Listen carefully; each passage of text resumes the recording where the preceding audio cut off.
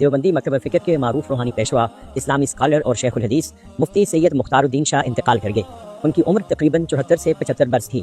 ان کے انتقال کی خبر سے دینی حلقوں میں گہرے رنج و غم کی لہر دوڑ گئی۔ مفتی سید مختار الدین شاہ جامعہ زکریا دارالامان کربوغا شریف ضلع ہنگو کے شیخ الحدیث تھے اور وفاق المدارس العربیہ پاکستان کے سرپرست کی حیثیت سے بھی خدمات سر انجام دے رہے تھے۔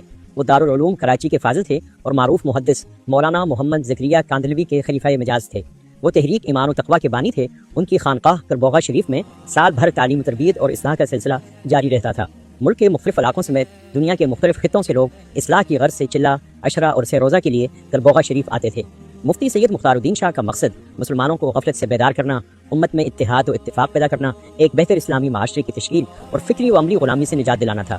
وہ ایک معروف مصنف بھی تھے اور متعدد دینی و اصلاحی کتب تحریر کیں، جن میں ایمانی صفات، جلد اول، جلد دوم، آئینہ ایمان، عقیدت اور آخرت، دہریت سے اسلام، عروج و زوال، البرہان فی تفسیر القرآن، اصلاحی مجالس، اسلام اور آج کا مسلمان، اسلام کے نام پر روح اسلام کو مٹانے کی شیطانی سازش، کتاب الحیض، کتاب القسم، کتاب الطلاق، مناجات الفقیر اردو اور انگریزی میں، راہ محبت، ذکر اللہ کی فضائل اور مسائل اور کتاب النکاح شامل ہیں۔ ان کے عقیدت مندوں اور مریدین کی تعداد لاکھوں میں بتائی جاتی ہے، جبکہ دینی حلقوں میں ان کی خدمات کو قدر کی نگاہ سے دیکھا جاتا ہے۔